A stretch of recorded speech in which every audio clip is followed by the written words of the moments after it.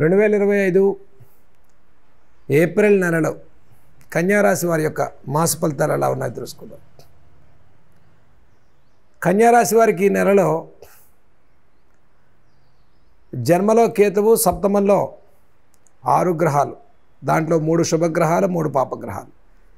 ముఖ్యంగా శని, రాహు సప్తమ స్థితిలోకి రావటం ఈ మాసంలో ముఖ్యంగా ఆందోళన, ఒత్తిడి పెంచుకోకండి కన్యారాశి వారు.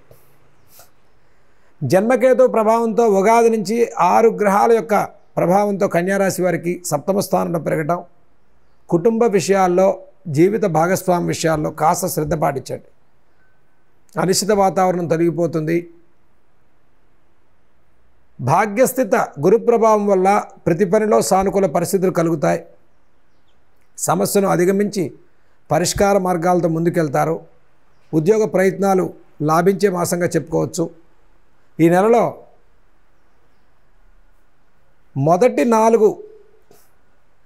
2 వారాలు కూడా చాలా ప్రోత్సాహకరంగా ఉండేటువంటి అవకాశాలు గోచరిస్తూ ఉన్నాయి. తర్వాత 2 మాసాలు మధ్యమైనటువంటి ఫలితాలు కలుగుతాయి. 2 వారాలు, 4 వారాల్లో కన్యారాశి వారు ప్రతి ప్రయత్నంలో ఒక సానుకూలంగా ప్రోత్సాహవంతంగా ముందుకెళ్తారు. కాస్త శ్రమకాలం పెరుగుతుందని చెప్పుకోవచ్చు. సుదూర ప్రాంతాలకు ప్రయాణాలు, ఉద్యోగాల్లో మార్పులు, నూతన ఉద్యోగ ప్రయత్నాలు, నూతన అవకాశాల కోసం ఎదురుచూసే వారికి ఉపాధి అవకాశాలు పెరుగుతాయి. వ్యవసాయదారులు, కార్మికులు, కర్షకులకు, చిన్న తరహా వ్యాపారస్తులకు కూడా ఫైనాన్షియల్గా చాలా సానుకూల పరిస్థితులు ఉంటాయి.